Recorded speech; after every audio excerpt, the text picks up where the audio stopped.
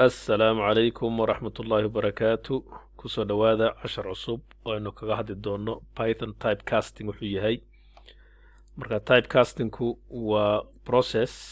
of converting a value from one data type to another marmar waxaad u baahanaysaa adoo string haysta inaad ka dhigto integer ama float ama adigoo float haysta inaad ka dhigto integer ama string ama boolean marka inta badan afartan command ayaa la isticmaalaa afartan function int float str iyo pool imika waxaan arki doonaa markaa sababta loogu baahan yahay inaad fahamto typecastingka halkan waxaanu ku haysanaa program weydiinaya qofka inuu geliyo number 1 iyo number 2 so first number iyo second number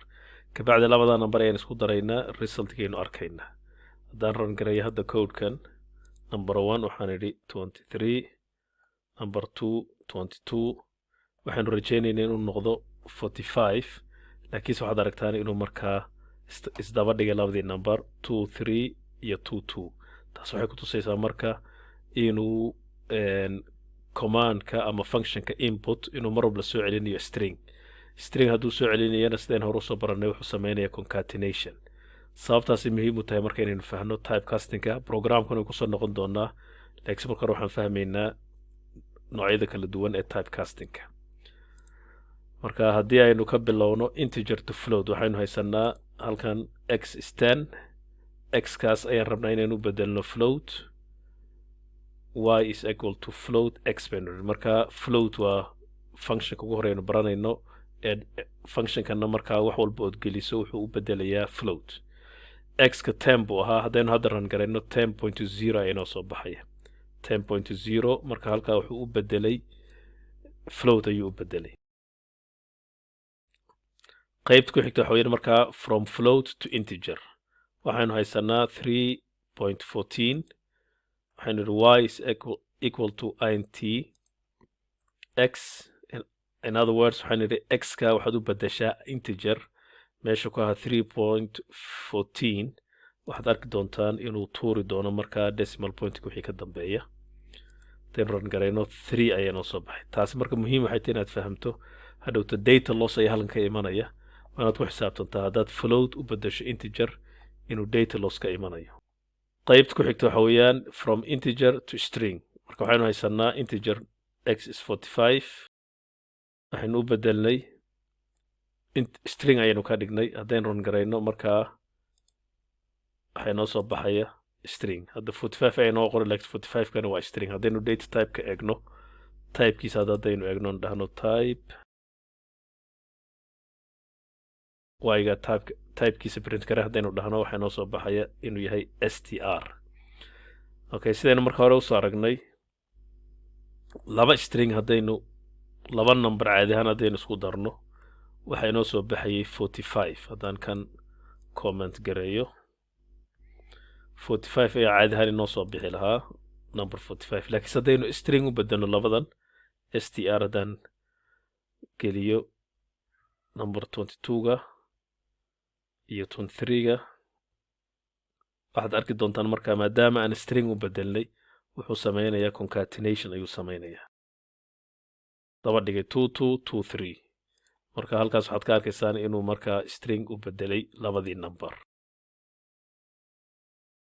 qaybta kale ee aynu baranayno waxa weeyaan str to integer marka waxaynu haysanaa matalan x is 130 laakiinse ku dhex jirta quote oo micnaheedu yahay inuu string yahay hadda marka haddaynu u bedelno integer waxay noo soo baxaya 130 oo integer ah marka stringigii halka waxaan u bedelnay hadda integer waxaad ku garan kartaa marka inuu integer yahay haddaynu number kale ku dhufanno waxay noo soo baxaya 260 marka waa integer laakiin hadduu ahaan lahaa string wuxuu ka dhigi lahaa isdaba dhigi lahaa 130 ayuu isdaba dhigi lahaa qaybta ku xigta waxa weeyaan boolean marka bool seen ugu bedeli karnaa haddaynu haysano number 0 aynu dhahno bool ka dhig ama boolean waxaa soo baxaya false 0 haddaynu haysano laakiinse haddaynu number haysano sida matalan number 1 iyo wixii ka weynba waxaa soo baxaya true ayaa soo baxay hadduu xataa negative yahay numberkaasi on bool ka dhigdhahno waxaad arkaysaan inuu mar walba true yahay marba hadduu number yahay numberkaas wuxuu soo celinayaa true qaybta ku xigta waxa weeyaan marka empty string haddaynu haysanno isna wuxuu noqonayaa false ayuu noqonayaa meesha haddii aynu laakiinse string haysanno value wata wuxuu noqonayaa true marka kani waa false kana waa true qaybta ku xigta waxa weeyaan marka haddii aynu string haysanno laakiinse true aynu dhex gelinay mar walba true ayuu noqonayaa haddii false aynu dhex gelinay xataa true ayuu noqonayaa waayo marba hadduu string aanu empty ahayn oo aanu madhnayn wuxuu soo celinayaa markaad u beddesho boolean true ayuu soo celinayaa taasaa muhiima in la fahmayana qaybta ugu dambaysa waxa weeyaan invalid conversions marmar waxaa laga yaabaa inaad string u beddelis dhahdo number ama int ama float waxaa markaa kuu soo baxaya errorkaas waxaa la dhahaa value error dib ayaynu ka baran doonaa errorada iyo sida loola macaamilo laakiinse waa muhiim intaa lala socdo waxaa kaloo muhiim iyana haddaad isku daydo string laakiinse decimal point wata inaad u beddesho int error ayaa kaa hor imanaya errorkaasoo isna value error laakiinse haddaynu float ka dhigi lahayn wax problema ma iman lahayn imika haddaan ka dhigno float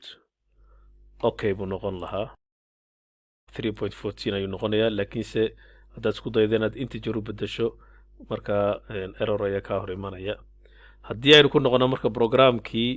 markii hore aan shaqaynaynin inputkii ayaan float dhex gelin karnaa su markaa qofku numberkii uu geliyo markiiba uu noqdo float haddaynu hubno inuu qofku gelinayo whole numberna waxaanu isticmaali karnaa int kabacdi hadda markaa programku si fiican ayuu u shaqaynayaa haddii aan ku noqonno hadda oran garayno number haddaan geliyo 23 22 45.0 ayaa noo soo baxay markaa float ayaynu u beddelnay waxaan kaloo samayn karnaa qofku markuu macluumaadka geliyey kadib ayaynu markaa variablekii u beddeli karnaa float kabacdi markaa totalkii ayaynu print garaynaynaa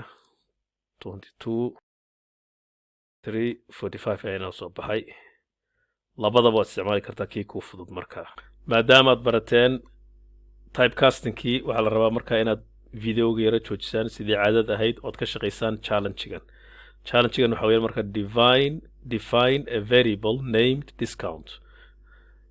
variable ayaad samaynaysaa discount magaciisu yahay and set its value to 0.1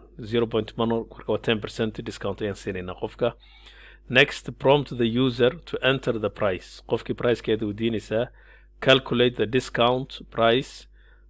priceka ayaad xisaabinaysaa kabacdi aad markaa waxaad print garaynaysaa pricekii cusbaa the discounted price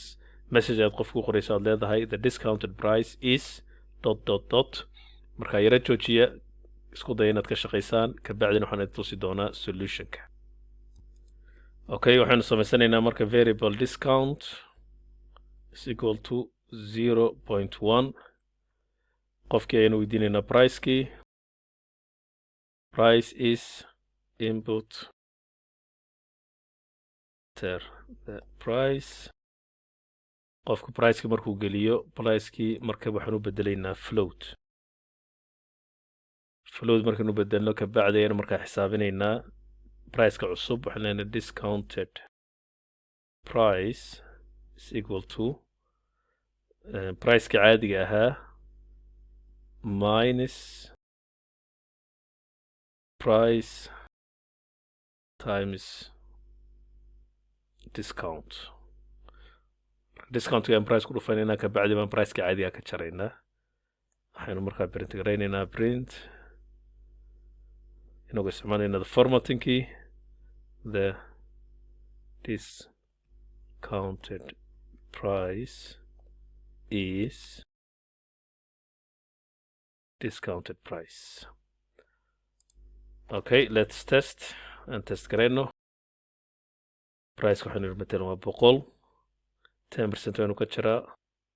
okay programka markaan gareeyay khalad ayaa ku jiray halkan ayaan meeshii price print ahayd aan price ka dhigay sababtaas khaladku markaa u soo baxay haddaynu ugu bedelno print mar labaad aynu run garayno price waxaynu yidhi 100 and the new price is 90 marka wuxuu ka jaraya mar walba 10% aynu dhahno run the price is 45 markaa result wuxuu noqonayaa 40.5 halka aynu ku joojinaynaa casharkan insha allah waa inoo casharka dambe wasalaamu calaykum waraxmatullaahi wabarakaatu